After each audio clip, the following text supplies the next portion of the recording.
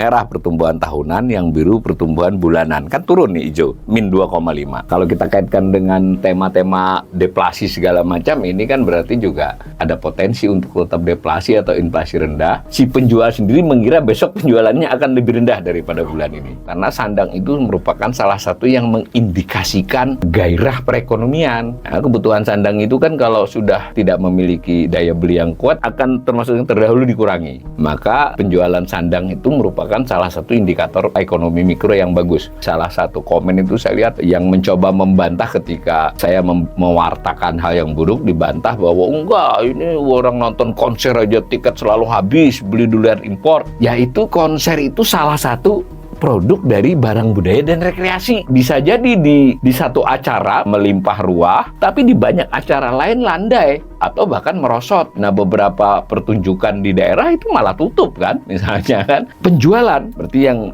dibelanjakan ya berarti oleh dari sisi konsumen itu lebih rendah dibandingkan Desember 2010. Jadi dari sisi itu ya secara rata-rata makin miskin kan, karena belanja budaya dan rekreasi itu bisa dipastikan adalah kebutuhan yang nomor sekian untuk mayoritas rakyat ya. Jadi menurun, dan menurunnya signifikan 60% dari tahun 2010. Nah, yang di luar dugaan kita adalah peralatan informasi dan komunikasi. Dahulu dia di atas IPR ya, hampir 450 di tahun 2017. Jadi 2017 itu sempat terjadi penjualan peralatan informasi dan komunikasi 4,5 kali lipat dibandingkan 2010. Sekarang malah di bawah kan, lebih rendah dari 2010. Tajam banget turunnya. Mungkin sehari-hari mudah dilihat ya. Orang pakai HP yang sebelumnya setiap kali ada HP baru ya, jenis baru di launching, itu beli. Sekarang mungkin sampai rusak, sampai dikasih isolasi, baru diganti misalnya. Itu fakta. Artinya memang penjualannya menurun. Nah, kalau dikaitkan dengan yang sebelum-sebelumnya tadi, ya memang perekonomian ini tidak sedang baik-baik saja selama beberapa tahun terakhir.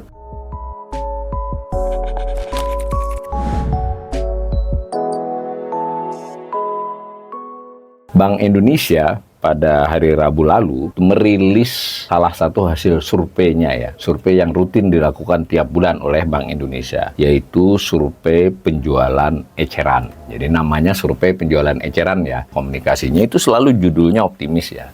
Jadi misalnya diberi judul survei penjualan eceran September 2024, penjualan eceran diperkirakan tetap tumbuh. Nah, berkali-kali di channel ini membahas berbagai laporan Bank Indonesia, kita akan mengkritisinya, kita akan lihat apakah judul tersebut sejalan dengan hasil survei dan data-data yang dihitung, dikumpulkan, diolah oleh Bank Indonesia itu sendiri. Sebenarnya surveinya itu adalah survei di bulan Agustus ya. Ini yang penting tampilan rilisnya, ini tampilan halaman pertama dokumennya. Survei penjualan eceran itu termasuk salah satu survei yang sudah lama dilakukan Bank Indonesia. Semacam usaha Bank Indonesia untuk mengetahui, memberi penilaian terhadap konsumsi rumah tangga. Mengapa? Karena kan tugas Bank Indonesia itu tugas utamanya adalah mengendalikan inflasi. Mengendalikan itu berarti kan dia harus punya informasi. Nah, ini salah satu sumber dia memahami fenomena inflasi, karena sebagaimana kita ketahui inflasi itu ada aspek penawaran, ada aspek permintaan. Penawaran itu berarti aspek produksi, permintaan itu aspek konsumen. Nah, jadi dalam konteks penjualan eceran ini termasuk salah satu cara Bank Indonesia memahami aspek penawaran, karena kan yang jadi responden adalah kurang lebih 700 penjual eceran ya. Sebenarnya tidak sepenuhnya mereka produsen ya, karena dia penjual eceran yang dimaksud itu bisa supermarket ya, bisa pasar modern, tapi ada juga sampel pasar tradisional 700 tersebar saat ini ya, tersebar di 10 kota. Jumlah respondennya 700. Ini dilakukan sejak tahun 1999, tentu dengan perkembangan jumlah responden, perkembangan kota, dahulu hanya beberapa kota. Survei penjualan eceran ini dari sekian banyak pertanyaan itu kepada 700 responden tersebut, metodenya wawancara ya, jadi ini cukup mendalam untuk mendalami satu responden ya, dan sistem samplingnya juga sudah bagus ya, dan Bank Indonesia memiliki power ya, maksudnya untuk beberapa pelaku yang disurvei itu mau tidak mau mentah menyediakan asisten manajer atau siapapun yang berwenang untuk menjawab. Mungkin sungkan untuk menolak karena kekuatan Bank Indonesia kan cukup besar. Kurang lebih begitu ya. Dari jawaban kepada 700 responden itu, si Bank Indonesia ini mengolah indeks penjualan real. Sebenarnya pertanyaannya terhadap 700 tadi macam-macam, tetapi nanti dari jawaban-jawaban itu lalu dibuat indeks dalam satu konteks, indeks penjualan retail itu kira-kira penjualan mereka itu berapa banyak. Karena setiap indeks tentu memakai tahun dasar. Tahun dasarnya adalah 2010. Bulan September 2024 ini adalah ekspektasi, yang Agustus adalah real, dijawab indeksnya misalnya 215 misal, nanti kita lihat persisnya. Itu berarti penjualan di bulan Agustus 2024 sebanyak 2,15 kali lipat, 215% ya, dibanding penjualan tahun 2010. Tapi hati-hati ya, 2010 dengan 2024 itu kan 14 tahun tuh.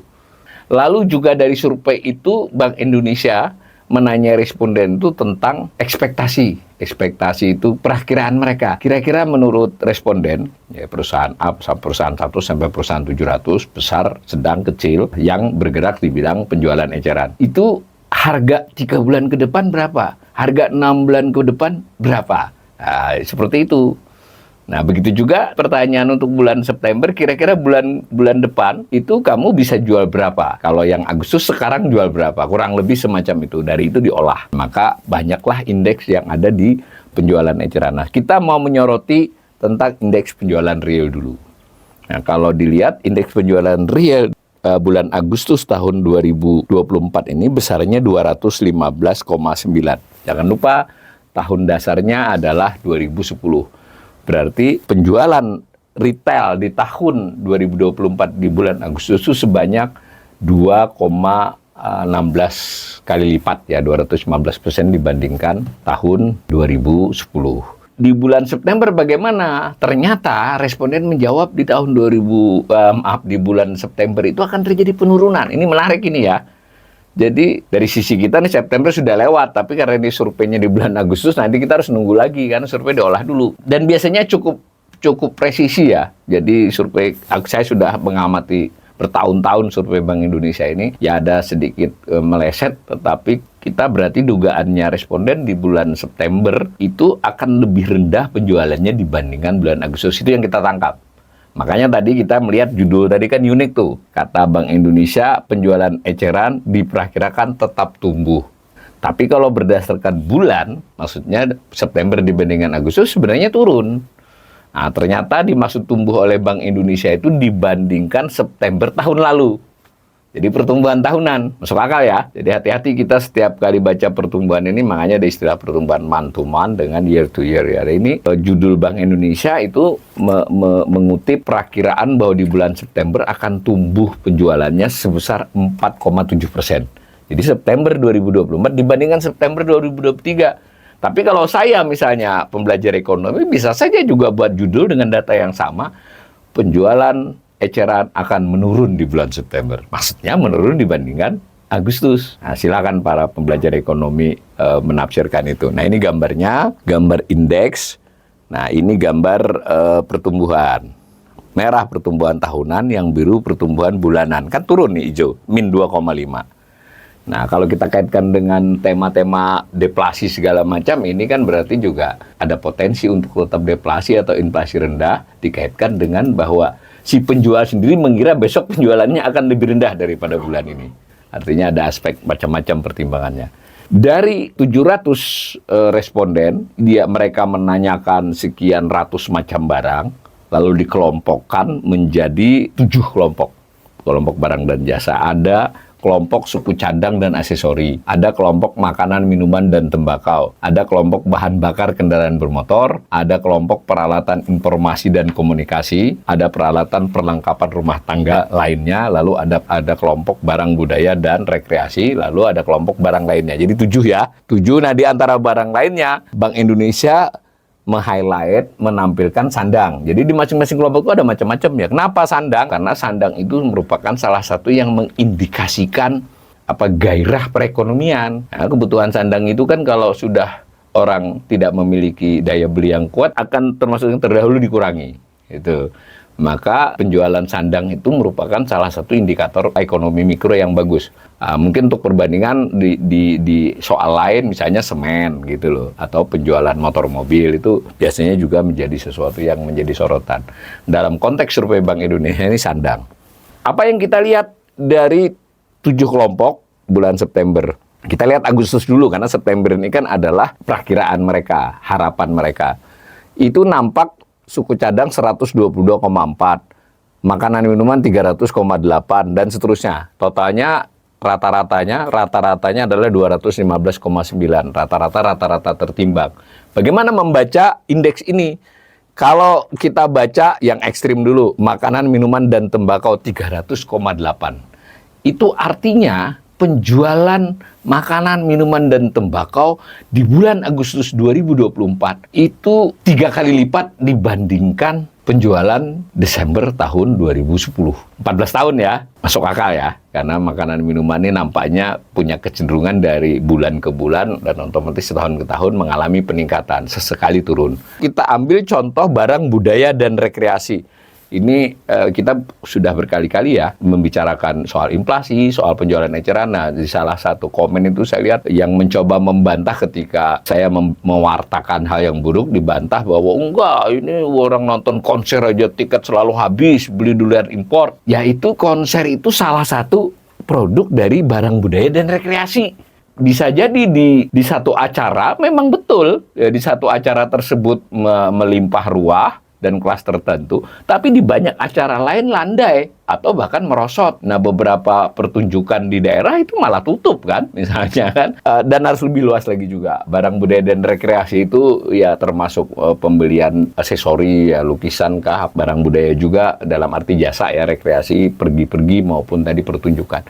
Nah, ternyata di Agustus 2024 itu 60,7. Apa artinya? Penjualan, berarti yang dibelanjakan ya, berarti oleh dari sisi konsumen, itu lebih rendah dibandingkan Desember 2010. Jadi dari sisi itu, ya secara rata-rata makin miskin kan? Karena belanja budaya dan rekreasi itu bisa dipastikan adalah kebutuhan yang nomor sekian untuk mayoritas rakyat ya. Jadi menurun, dan menurunnya signifikan, 60% dari tahun 2010. Hebatnya lagi, di September ini diperkirakan turun lagi, jadi 58,3. Nah, ini kita bisa melihat selama berapa bulan di 2024 dari Januari sampai ini. Ya, paling maksimal kemarin bulan Juli 64,5. Itu kan biasanya habis hari raya atau apa ada liburan gitu, liburan sekolah itu biasanya meningkatkan. Ini contoh ekstrimnya. Contoh lainnya adalah sandang, 93%. Jadi pembelian pakaian di tahun 2024 di bulan Agustus itu lebih sedikit dibandingkan 2010. Ini menurut survei Bank Indonesia loh, bukan menurut kita, bukan menurut saya. Saya ulangi ya, data Bank Indonesia ini diperoleh dari responden yang melaporkan penjualannya. Dan kalau Anda mempertanyakan metodologi Bank Indonesia ini, mereka melakukan sejak tahun 1999. Ya tentu tidak seluruhnya presisi, tapi datanya cukup konsisten. Nah, kemudian ada juga yang mungkin perlu kita dapat perhatian khusus yang namanya peralatan informasi dan komunikasi. Bayangan kita kan makin banyak orang punya HP. Hampir seluruh orang dewasa punya HP, anak-anak punya HP, anak SD punya HP, dan banyak orang lebih dari satu HP-nya. Itu berarti ya HP-nya, ya pulsanya, ya belum lagi laptop misalnya, segala macam. Maka kita membayangkan penjualan peralatan informasi dan komunikasi ini kan luar biasa menaiknya. Ternyata menurut data Bank Indonesia ini, survei Bank ini tidak juga. Di Agustus 2004 itu 100,4. Apa artinya? Setara dengan tahun 2010 gitu loh. Bahkan sebelum-sebelumnya sempat turun kan. Nanti kita lihat satu-satu. Maka khusus di bulan Agustus itu dari IPR, indeks penjualan retail yang cukup tinggi kan 215, secara keseluruhan penjualan barang dan jasa di Agustus 2024 itu lebih dari 2 kali lipat dari bulan Desember tahun 2010. Tetapi untuk beberapa item lebih rendah. Nah, itu ditunjang oleh makanan yang 3 kali lipat, kemudian ada beberapa perlengkapan ya kisaran 100, lalu ada yang tadi yang di bawahnya. Tujuannya Bank Indonesia ini kan menggambarkan konsumsi rumah tangga, ya kita bantu nih menjelaskan. Tanda petik ya dibantu. Saya mencoba membaca dengan cara yang tidak persis sama dengan Bank Indonesia dengan data mereka. Karena judulnya tadi kan bagus banget tuh, bahwa akan tumbuh. Nah, mari kita kuliti satu-satu ya. Ini kita ambil makanan, minuman, dan tembakau. Ya benar nih, ini yang orange ini yang menunjukkan indeks keseluruhan barang. Tadi 210,5 untuk bulan September, 215 untuk bulan Agustus, kan akan turun nih. Nah, kalau makanan minuman memang meningkat. Cuma perhatikan grafik itu, di beberapa tahun yang ini bisa kita panjangi sampai 2010 ya. Sebelumnya makanan, minuman, dan EPR umum ini berimpit. Makin lama makin melebar jaraknya. Artinya apa? Artinya makanan dan minuman memang tetap laku ya. Laku dalam arti bertambah yang dijual, ya karena emang kebutuhannya begitu, ada kan. Jumlah penduduknya bertambah, meskipun kemarin kita pernah tayang soal ini untuk data bulan Juli ya. Wah tapi di tempat saya nggak laku apa skala ini, nanti dulu. Ini kan bicara agregat nih. Tetap saja makanan dan minuman itu jumlah total yang dijualnya bertambah. Lalu bagaimana dengan barang lain? Nah, barang lain misalnya perlengkapan rumah tangga lainnya. Kata-kata lainnya itu tadi, karena kan ada bahan bakar motor, ada makanan minuman, ada peralatan informasi. Nah, di luar yang klasifikasi lain itu ada yang namanya perlengkapan rumah tangga lainnya. Yang ini adalah IPR yang umum. Beda nih dengan makanan tadi. Makanan tadi, ini IPR-nya umum, ini di atasnya. Sementara yang perlengkapan rumah tangga lainnya dengan sandang, itu di bawahnya. Perhatikan. Nah, untuk saat ini, yang perlengkapan rumah tangga itu Agustus 89,9, 89,18, September 89,9. Saya ulangi membacanya. Berarti penjualan di bulan Agustus 2024 itu hanya 89% dibandingkan penjualan Desember 2010. Lebih sedikit ya. Peralatan rumah tangga EPR sandang, khusus sandang juga 93%. Jadi sandang dengan perlengkapan rumah tangga ini pelan-pelan penjualannya menurun. Nah, hati-hati ya membaca data ini, kan tiap tahun, tiap bulan menjual. Ya barang yang dipakai oleh rumah tangga itu ada yang cepat habis, ada yang habisnya lambat, kan seperti itu. Bahwa yang didata ini adalah pembelian baru. Nah, maka dalam hal konteks pembelian baru ini terjadi penurunan untuk soal peralatan rumah tangga dan sandang. Apa artinya itu? Sederhana banget kan? Berarti mengkonfirmasi opini selama beberapa tahun terakhir ini daya beli rendah. Daya beli rendah. Daya beli yang menurun. Ya, rendah atau tinggi itu soal lain lagi. Ada dikonfirmasi oleh penjualan barang seperti peralatan rumah tangga dengan sandang itu yang mengalami penurunan, relatif menurun. Apalagi kalau dikaitkan dengan barang budaya dan rekreasi yang kuning ini. Ini udah lama nih. Jadi benar-benar belanja barang budaya dan rekreasi itu mengalami pelemahan. Nah, yang di luar dugaan kita adalah peralatan informasi dan komunikasi. Dahulu dia di atas IPR ya. Jadi sempat mencapai berapa itu? 400, hampir 450 di tahun 2017. Jadi 2017 itu sempat terjadi penjualan peralatan informasi dan komunikasi 4,5 kali lipat dibandingkan 2010. Sekarang malah di bawah kan? Lebih rendah dari 2010. Tajam banget turunnya. Mungkin sehari-hari mudah dilihat ya. Orang pakai HP yang sebelumnya setiap kali ada HP baru ya, jenis baru di launching, itu beli. Sekarang mungkin tidak lagi. Ada yang setahun ganti 2 kali. Kemudian mundur jadi setahun sekali. Ada yang sampai rusak, sampai dikasih isolasi baru diganti misalnya. Itu kan, itu fakta. Artinya memang penjualannya menurun. Cara membaca yang lain sama dengan yang tadi. Kalau peralatan informasi dan komunikasi dengan barang budaya dan rekreasi penjualannya cenderung menurun, ya mau dibaca apa selain dibaca bahwa daya beli menurun.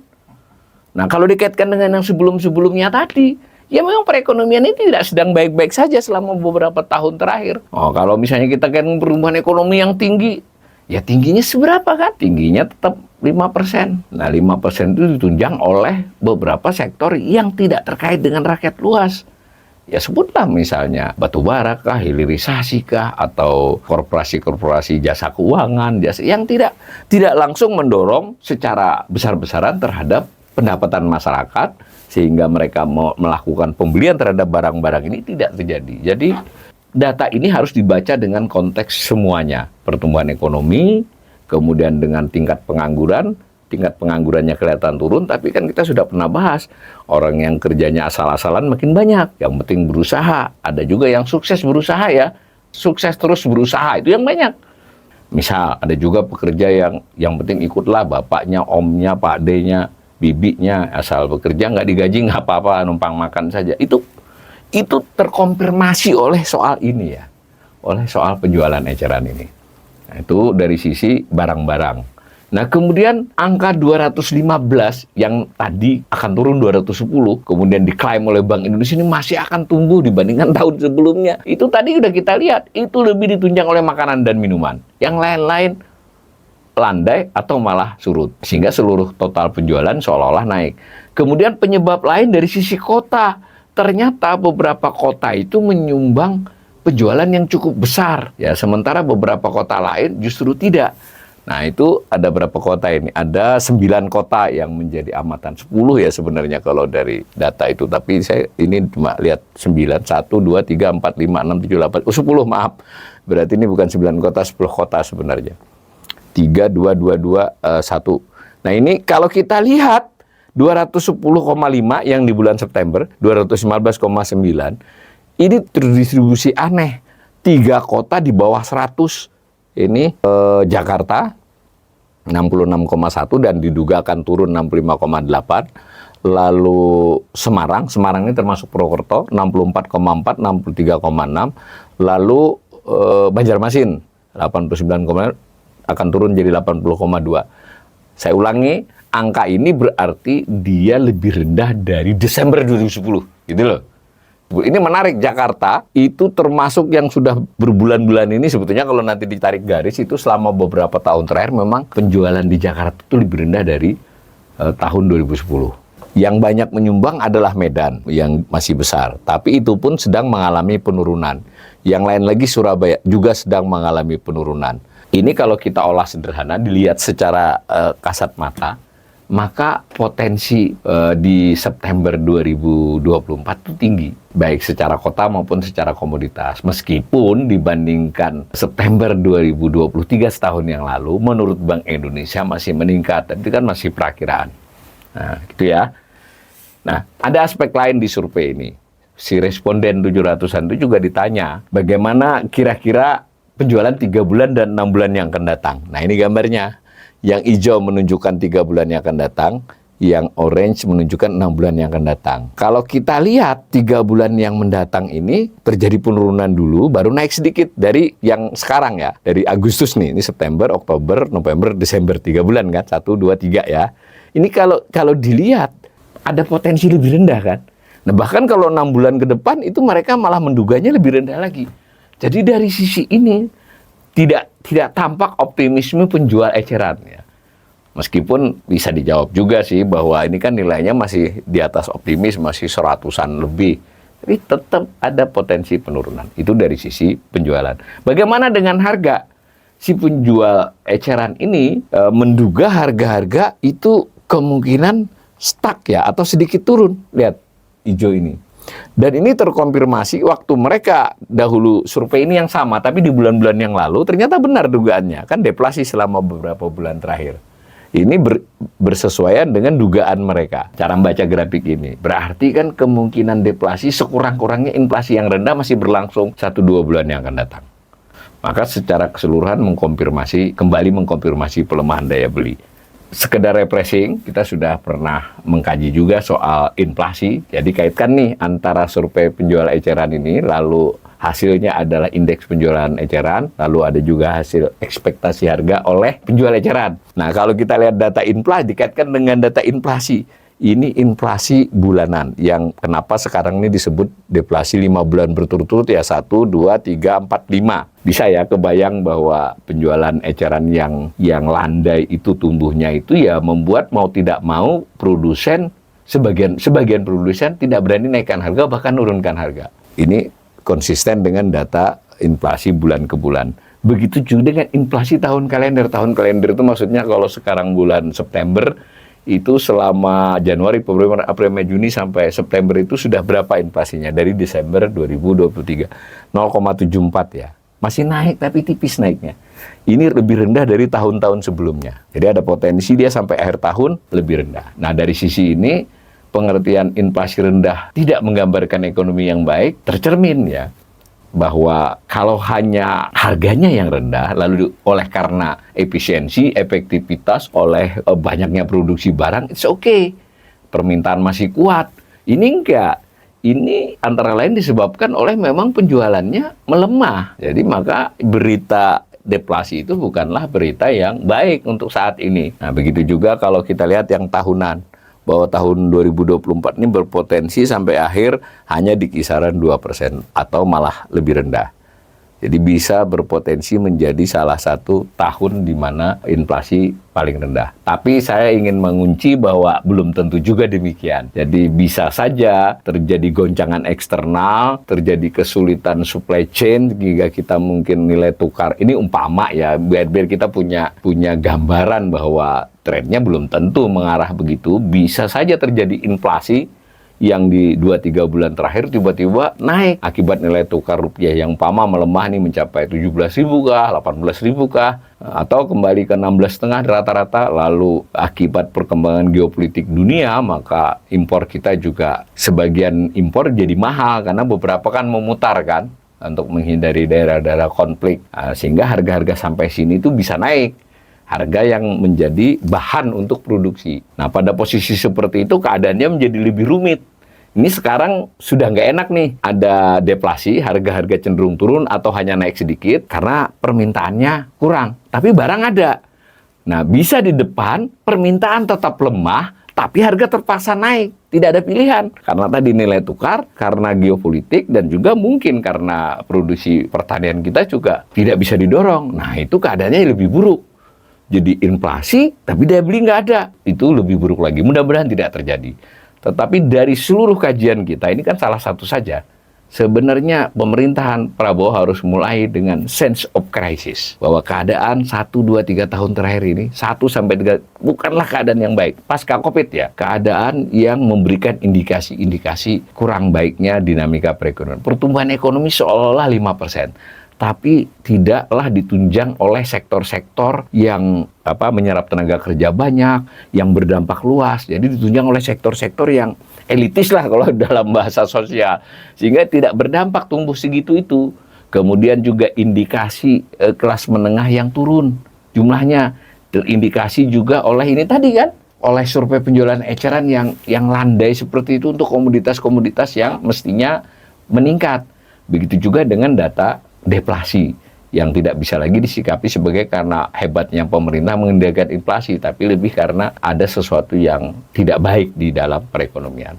Nah, dengan begitu, maka pemerintah harus segera mengambil tindakan ya, perencanaan yang baik, kebijakan fiskal APBN juga harus mengarah kepada penguatan daya beli, mendorong kepada produksi dalam negeri, bukan hanya jumlahnya, bukan naikin dari 3.400 jadi 3.600, mau 3.900, tapi dibelikannya, mohon maaf, dibelikan alutsista impor, dibelikan beberapa barang impor, itu tidak akan mendorong sini. Ya, itu mesti harus diminimalisir. Harus mulai belanja-belanja yang mendorong kepada pengembangan pendapatan dan pengembangan daya beli masyarakat. Salah satu yang juga diharapkan berdampak adalah makan bergizi gratis ya. Tapi kita sejauh ini belum tahu persis nih bagaimana. Tapi dikaitkan dengan tema kita, kalau benar makanan bergizi gratis itu adalah didesentralisasi, lalu ada satuan-satuan operasional yang melakukan optaker ya, tidak hanya dapur umum, tapi juga melakukan belanja terhadap bahan-bahan di sekitar, menggunakan tenaga kerja sekitar, itu mungkin bisa sedikit memperbaiki keadaan ini. Nah, tapi sekali lagi itu memerlukan cara pandang yang menyeluruh oleh pemerintahan baru. Nah, di samping itu pemerintah juga harus bekerja sama dengan Bank Indonesia secara lebih kuat, bersinergi dengan Bank Indonesia, dengan OJK, supaya tidak hanya kebijakan fiskal, tidak hanya kebijakan real seperti makan siang gratis itu, tetapi juga ditunjang oleh kebijakan moneter, kebijakan perbankan yang secara keseluruhan bisa memacu kepada perkembangan ekonomi yang lebih baik dan meningkatkan kesejahteraan rakyat banyak.